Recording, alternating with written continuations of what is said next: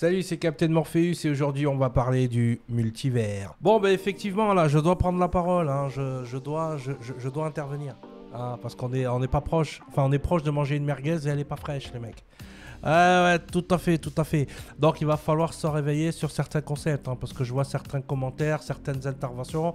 Bon, parce que là, bon, on a débattu beaucoup, on a fait des lives, on a discuté, voilà, ben, des nouvelles photos d'Andy Muschietti.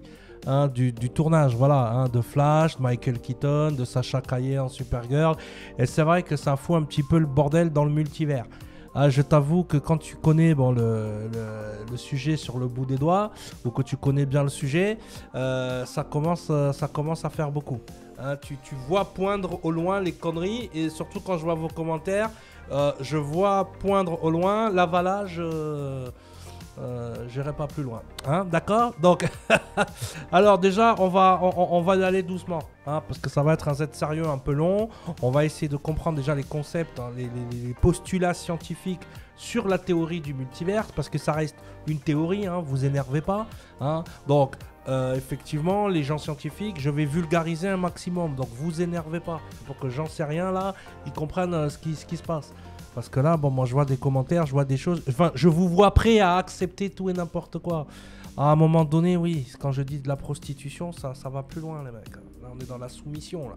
Hein, donc, voilà. Donc là, il est temps qu'on remette l'église au milieu du village et surtout que vous ne fassiez pas l'amalgame entre le multivers et les timelines, c'est-à-dire les lignes de temps. Hein, je vois que beaucoup font. Alors, bien évidemment, les deux sont liés. Mais il faut comprendre pourquoi. D'accord, il faut déjà comprendre la théorie du multivers.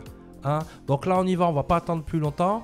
On va y aller, on va partir sur l'explication scientifique. Là, je vais lire. Hein. Non, c'est pour pas qu'il y ait un genre scientifique qui me dise ouais, tu racontes n'importe quoi, Morpheus. Non, là, je lis hein, voilà, relevé scientifique, ce que tu peux trouver sur Internet toi-même. Hein. Donc, la théorie du multivers, hein, c'est un modèle explicatif.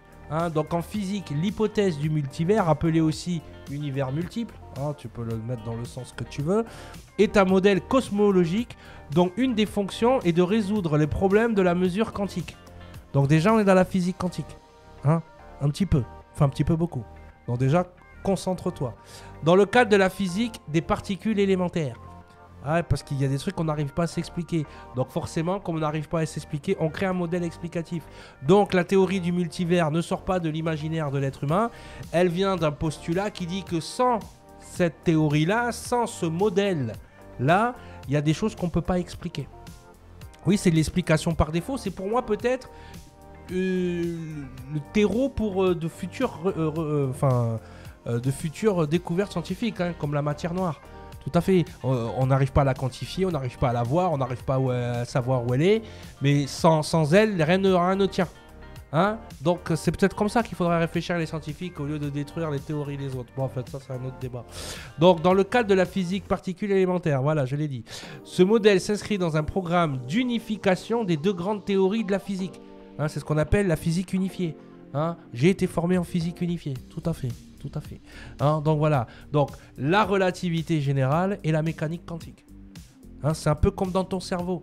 Hein, tu as la relativité générale, c'est ton cerveau gauche. Hein, c'est ce que tu es capable de voir, de palper, de comprendre. Et tu as la mécanique quantique, elle est plutôt du côté du cerveau droit, hein, un peu plus imaginaire, un peu plus instable, un peu moins concrète. Hein. Donc bien comprendre ça, hein, entre l'information, tu vois, l'information qui est informe, hein, c'est-à-dire les ondes, hein, et ensuite la formation, la matière, où là on est dans la particule. C'est ça la physique quantique. Hein. Donc je répète, hein, tu as ce qui est en forme, donc l'information, ce que l'on ne voit pas, et ensuite on a ce que l'on voit, donc la physique des particules, hein, celle que l'on touche. Ok. Donc un modèle d'explication de la superposition des états quantiques. Pour décrire et prédire le comportement d'une particule élémentaire, tout ce qu'on peut faire, c'est calculer la probabilité important, selon laquelle une des possibilités, toujours important, d'entrer dans un certain état sera réalisée. Donc là, on est dans le champ des probabilités, ce qui serait probable et ce qui est possible.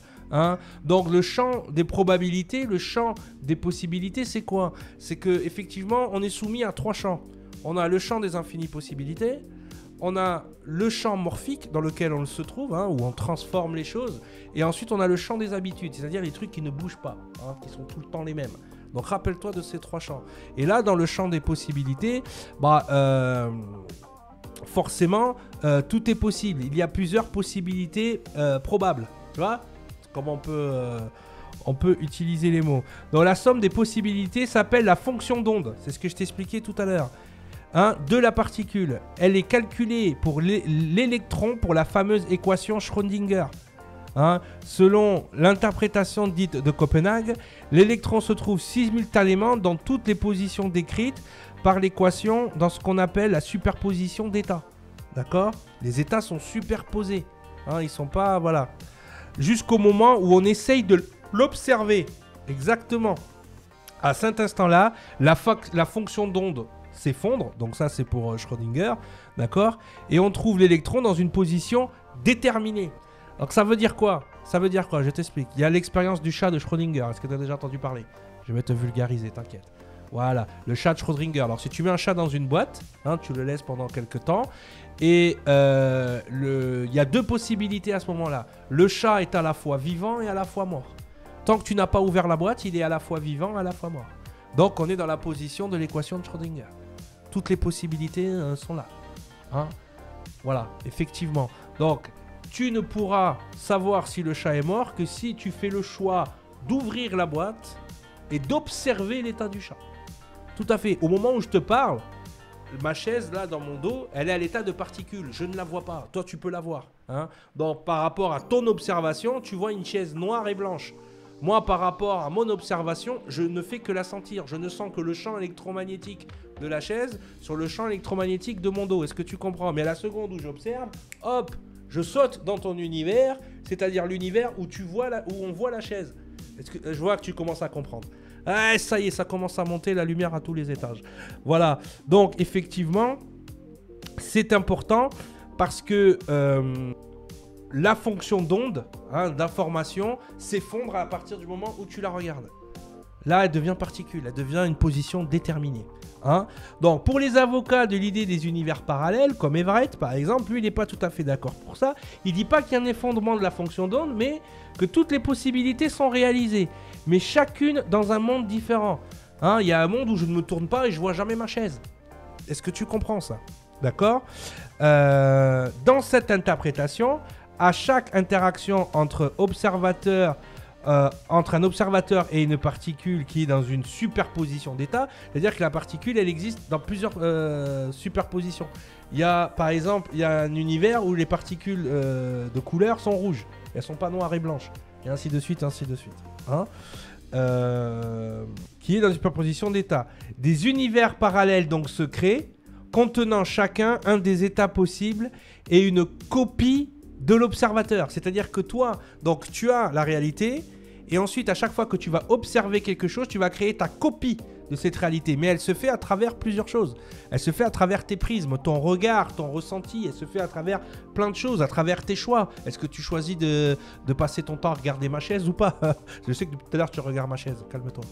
Donc voilà, ces interactions abondantes entraîneraient donc une multitude d'univers sans lien possible entre eux, en créant par là même autant de futurs. Hein, tu comprends que là, à ce moment-là, par rapport à un point donné, tu ne peux créer que le futur. Tu peux, hein, on verra tout à l'heure, changer les choses dans le présent, mais tu ne peux que créer le futur. D'après le physicien David Deutsch, non, pas Laurent Deutsch, c'est celui qui raconte l'histoire de Paris dans les métros, là. C'est ça, ou dans les égouts. Ouais, non, c'est pas le même. Hein, dans The Structure of the Multiverse, 2002, le postulat des mondes parallèles nous permet non seulement de décrire, mais encore d'expliquer les résultats de l'expérience de la fente de Young. Hein, l'image en forme d'onde créée par les photons est due à un effet d'interférence en provenance des mondes parallèles. Quand le photon passe par une fente, il entre en interférence avec un photon invisible pour nous, qui passe par une autre fente dans un monde parallèle et cette interférence détermine sa trajectoire. Quoi? Tu connais pas l'expérience de Young? Ah bah s'il faut tout expliquer aussi, petit abricot, on va pas s'en sortir. Bon, l'expérience de Young, c'est quoi? C'est facile. Ici à l'université de Bol-Sabatier, ils nous ont fait ça bien. Tu prends une planche en bois, tu fais 2 fentes. Ok, tu la mets 1 mètre devant un mur. Tu projettes de la lumière, donc avec un projecteur, sur cette planche. De l'autre côté va apparaître un signal lumineux. D'accord? Et une onde de forme de lumière. D'accord? Là, tu fais le taquin. Hein, tu bouches une fente. Et là, qu'est-ce qui se passe? Bien évidemment, l'onde de forme de l'autre côté va changer sensiblement. Mais ce qu'on se rend compte, c'est que la lumière qui passe par la première fente est beaucoup plus puissante. Comme si les photons s'étaient parlé. Donc là, tu as 2 écoles en fait. Tu as l'école où les photons communiquent entre eux. Oui, d'ailleurs, elle est amenée, cette école-là, par la deuxième expérience qu'ils ont fait. Ils ont pris 2 photons et ils les ont isolés dans 2 pièces. Ok, ils ont fait subir à un photon une perturbation et dans l'autre pièce, le photon a subi la même. Tout à fait. Donc, il y aurait une communication entre les photons. Mais d'après David Deutsch, c'est encore autre chose. C'est-à-dire que toutes les possibilités sont enregistrées. D'accord? Et cette information, en fait, serait l'information d'un univers parallèle. Voilà, donc comme je t'ai dit, il y a 2 écoles. Alors, ça nous explique quoi tout ça? Ça nous explique qu'en fonction de l'observateur, ben, on peut être dans un univers différent. Ouais, tout à fait. Regarde, je te donne un exemple tout con. Quand je jouais au foot, hein, une année, on a deux jeunes Sénégalais qui sont arrivés de l'académie de foot de Dakar. Voilà, et donc nous à cette époque on venait de changer notre équipementier, hein, on était chez Adidas et tout d'un coup on est passé chez Duarig ou une marque comme ça. Bon, bien évidemment, nous on a commencé à râler, hein, on a chialé, ouais, la marre, il y en a marre, il y en a marre, il y en a marre. Ouais, d'accord, il y en a marre, mais bon, c'est tout ce que vous avez cette année, ferme-la. Et donc du coup on regarde donc les 2 petits Sénégalais qui étaient arrivés dans notre équipe. Mais eux, ils avaient des larmes aux yeux parce qu'ils avaient des crampons gratuits, des chaussettes gratuites, des shorts gratuits. Ils avaient un équipement complet, voilà, donné par le club et renouvelé en plus en cours d'année. Pour eux, ils étaient heureux comme des papes. Il s'est mis à pleuvoir, donc nous, on a commencé à râler aussi parce qu'il pleuvait. Oh, on va s'entraîner sous la pluie. Mais eux, ils sont sortis, ils ont commencé à se rouler dans la pelouse, à faire les dingues. Donc, on voit bien qu'on est, on est sur la même terre, mais suivant l'observation différente. On ne vit pas les choses de la même façon. Donc déjà, entre nous, à travers notre cerveau, on est quasiment dans un multivers. On ne vit pas les choses de la même manière, on ne fait pas les mêmes choix. Donc forcément, il n'y a pas les mêmes conséquences pour chacun à chaque événement. Tu comprends? Donc là-dessus, c'est important. Ce qui est expliqué aussi, donc là, on va parler du principe anthropique. Donc concentre-toi.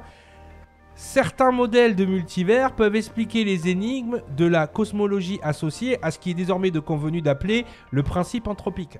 D'accord ? Principe selon lequel les paramètres physiques originels de l'univers ont été finement réglés afin de rendre possible la vie et la conscience sur au moins une planète, c'est-à-dire la nôtre. Si en effet il existe des univers donc, dans lesquels chaque éventualité se produit, ok ? On peut admettre alors qu'il existe au moins un univers où l'éventualité de l'existence de ces êtres vivants et conscients comme nous a pu se produire. Donc déjà là dans la notion d'entropie, il y a une notion de temps. On est sur la même timeline les gens. Non mais parce qu'il faut bien comprendre le truc d'un univers parallèle. L'univers parallèle, ce sont des univers identiques aux nôtres, mais qui changent sur certains détails, sur certains choix, sur certaines possibilités. Ça veut dire quoi? Ça veut dire que en ce moment même, il y a plusieurs univers. Dans chaque univers, il y a une Terre. Hein, sur chaque Terre, il y a les mêmes événements, il a les mêmes protagonistes, mais avec une vision différente. Qu'est-ce qui, d'après vous, détermine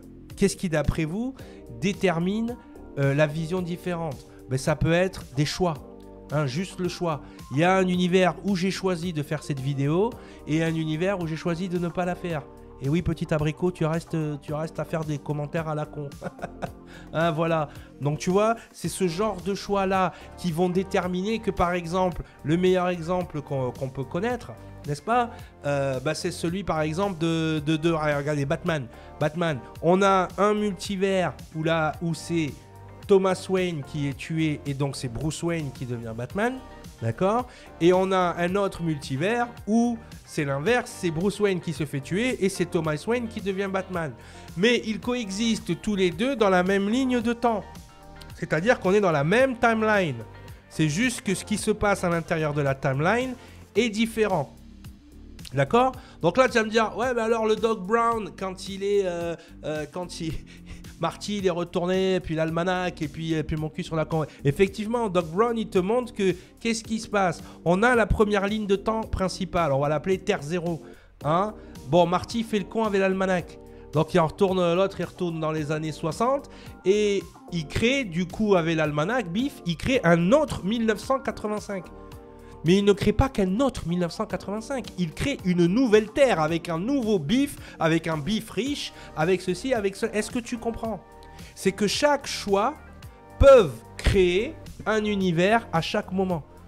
C'est-à-dire, ouais, mais comment la pensée peut faire ce genre de choses? On l'a vu, c'est l'observateur. C'est la vision des choses à travers le prisme de l'observateur qui crée la réalité. Tu comprends? Je sais que c'est un peu chaud. Hein. Celui-là, vous êtes sérieux, il va falloir s'accrocher. Hein. Ah, il va falloir être sérieux.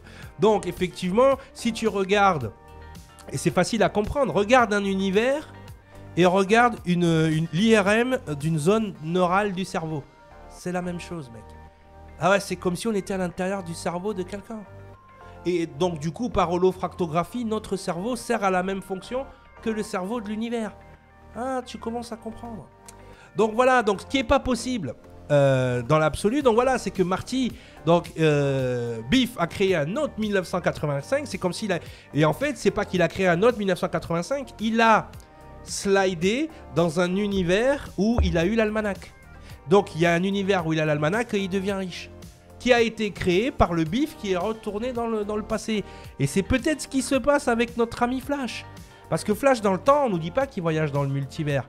Là, tout de suite. On nous dit qu'il voyage dans le temps. Mais peut-être a-t-il modifié des choses qui ont créé des multivers ou qui lui ont permis de voyager à travers les multivers. Tu commences à comprendre. Là où il y a un souci avec ce qui nous est présenté... Eh oui, non, mais ça y est, je sais que tu as compris. Hein? Voilà. Là où il y a un souci avec ce qui nous est présenté, c'est que Michael Keaton, le Bruce Wayne de la Terre où il se trouve, est à 30 ans de plus que le Bruce Wayne que nous on connaît. Donc ça colle pas. Parce qu'on devrait avoir deux Bruce Wayne du même âge. Eh ouais, ça ne colle pas. Et oui, alors, dans la ligne de temps, ça colle pas. Hein? Quand on retourne en 85, Marty a toujours son âge, Biff a toujours son âge. Hein? Faut bien comprendre, hein? Je vais te donner un autre exemple. Superman, quand Kal-El, au lieu de tomber à Smallville, il tombe en Russie. Hein, que Jor-El, il envoie les... Au lieu de l'envoyer aux États-Unis, il l'envoie en Russie. On a Red Son. Mais ce sont deux Superman du même âge. Ils pourraient coexister. D'ailleurs, regarde, le Thomas Wayne et le Bruce Wayne coexistent. On a bien un Thomas Wayne qui a une soixantaine d'années et un Bruce Wayne qui aurait une trentaine d'années. Tu vois? Ça colle au niveau du temps. Mais le Michael Keaton de Tim Burton et le Batfleck ne peuvent... Ils sont... Voilà. Ils sont pas nés à la même époque. Donc, ça peut pas être Bruce Wayne. Enfin, il y a un problème. Tu comprends bien? Ce qui crée encore un peu plus un problème, c'est cette Lara Lane Kent qui, dans l'histoire, voilà, pourrait venir du futur. Je ne sais pas. Mais en tout cas, c'est bizarre qu'elle coexiste dans la même ligne de temps que Barry. Il y a un gros schmilblick, là. Ah, ils ont chié dans la colle. Hein? Donc voilà, pour bien comprendre le multivers, on est là. On est sur une Terre parallèle qui a quasiment les mêmes caractéristiques, à part un changement à chaque fois. Et ces changements, ça pourrait être les choix. Hein, les choix de vivre les choses d'une telle manière, les choix de faire les choses d'une telle manière, les choix de faire une chose ou pas. Là, j'ai fait le choix de se faire cette vidéo. Il y a une Terre où j'ai décidé de ne pas la faire. Et forcément, ça ne donne pas le même résultat derrière. Et ainsi de suite, et ainsi de suite. Voilà la théorie du multivers, les mecs. La théorie des mondes parallèles. Bon, je sais qu'il y en a qui saignent du nez. Hein. Je sais que là, bon, là cette émission est sponsorisée par Doliprane. Hein. Mais bon, voilà. Hein. Bon, bah ouais, mec, c'est la même chose. Tout à fait. Donc, quand je te dis qu'on est tous un multivers à nous tout seuls, bah, je rigole pas, regarde. C'est le même truc. Tout à fait. Donc à partir de là, ce qu'il faut comprendre, c'est que ce qu'ils essayent de nous servir aujourd'hui avec un Michael Keaton qui est dans la soixantaine, d'accord, et un Batfleck qui lui va être dans la fin de sa trentaine, début de sa quarantaine, c'est pas possible. Ça colle pas. Non, parce qu'on devrait avoir un Bruce Wayne, même s'il ressemble pas à la même chose. Allez, on va cracher sur la génétique. Hein, on va faire une petite entorse. Mais même s'il ne se ressemble pas, il devrait avoir le même âge. Il devrait être né au même moment. Il devrait avoir le même âge à l'instant T. Hein. Donc c'est pour ça que là, ça crée une espèce de déraillage. Je vais t'expliquer avec quelque chose que tu connais. Hein, avec Doc Brown. Reviens, Doc Brown. Voilà, donc en fait, qu'est-ce qui se passe, hein, c'est quand Marty laisse tomber l'almanach. Biff récupère l'almanach. Il repart dans les années 60. Hop, et il crée un nouveau 1985. Hein. Mais en fait, c'est pas une nouvelle ligne vraiment de temps qu'il crée. Il crée aussi un pont vers un autre univers où Biff Tannen a l'almanach et Biff Tannen est milliardaire. Donc il crée une autre terre. Il ne crée pas qu'un nouveau 1985. Il ne crée pas qu'une nouvelle ligne de temps. Il saute littéralement dans un autre univers où cette possibilité était probable. Rappelle-toi les probabilités des possibilités au début. D'accord ? Donc le fait que Marty retourne dans les années 60 ou se fasse voler l'almanach, c'était une possibilité. C'était probable. C'est quelque chose qui pouvait arriver. Et forcément, vu les pauvres choix que fait Marty dans le film, le pauvre, il se passe ce nouveau truc. Donc il faut retourner récupérer l'almanach. Mais quand ils font ça, ils recréent encore une autre terre. C'est-à-dire une autre terre où Marty, ouais, t'as compris, hein, récupérer l'almanach et ainsi de suite, ainsi de suite. D'ailleurs, il y a des gens qui ont étudié le truc. Et en fait, en faisant ça, il y a un Marty qui disparaît. Il y a une ligne de temps qui n'existe plus, c'est-à-dire celle de départ. Donc c'est important là de comprendre ce que Andy Muschietti est en train de faire et qu'on voit bien que Walter Hamada et tout ça, bon, ils savent pas trop de quoi ils parlent. Pour la simple et bonne raison qu'on a deux anachronies en fait. On a Lara Lane-Kent qui est la fille de Superman et de Lois, qui devrait être à l'état de fœtus au moment de l'intrigue, d'accord. On a un Bruce Wayne qui est trop vieux pour être dans la même bulle de temps, même si on est dans une autre multivers. Et oui, parce que les multivers se passent en simultané, les gens. La notion de temps dans le multivers est importante. C'est-à-dire que tout se passe en simultané. Je vais vous donner un exemple qui vous arrive tout le temps. Les déjà-vus.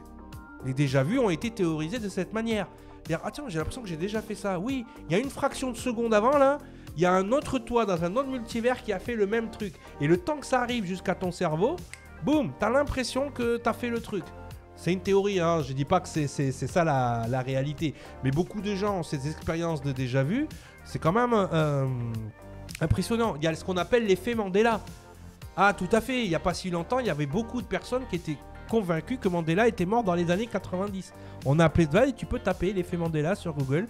Et en fait, la théorie des multivers indiquerait que peut-être deux terres auraient fusionné. Une terre où Mandela était mort en 93, une terre où il est mort en 2010.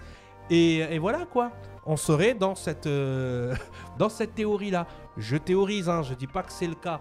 Mais il y a des petits phénomènes de la vie de tous les jours qui commencent à tendre vers cette solution. Donc c'est là que, par exemple, c'est le genre d'erreur que Zack Snyder n'a pas fait. Il ne l'a pas fait avec Darkseid. Il ne l'a pas fait avec d'autres lignes historiques.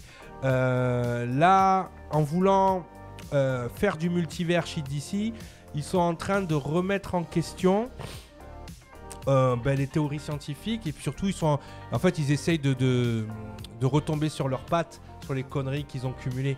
Donc, quitte à rendre ça dans un grand n'importe quoi. Le seul truc auquel ils pourraient se raccrocher, c'est une faille dans ce que je viens de vous expliquer par rapport à l'univers d'ici, mais qui a été corrigé par les crises des terres infinies, des Infinite Earth. C'est que par exemple, sur Terre 2, on a l'arc narratif des super-héros des années 40. Donc pour justifier le fait que le vieux Superman rencontre le jeune Superman, en fait, le Superman du Silver Age, c'est le Superman de Terre 2. Hein, avant qu'il y ait le Rebirth, et maintenant on a un Superman noir sur Terre 2. Donc, ben, tout ça, je vais vous l'expliquer bientôt, vous embrouillez pas. Mais dans le départ, on a Terre 2, Terre 1. Terre 1, c'est notre ligne de temps à nous, on va dire celle de Christopher Reeves, si on doit se baser, celle des années 80, celle de John Byrne, hein, ce Superman-là. Et on a le Superman de Terre 2, qui est le Superman qui a été créé dans les années 40. Donc c'est le seul moment où dans DC, il y a eu une faille dans le temps des multivers. Sinon, tous les Superman sont de la même époque, ils sont tous des Superman, que Ultraman, il y en a d'autres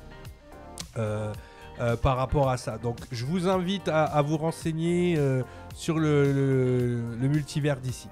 En tout cas, voilà, je pense qu'on a fait le tour, hein. J'ai essayé de vous expliquer ça le plus simple possible, hein. C'est un set sérieux qui va durer du temps.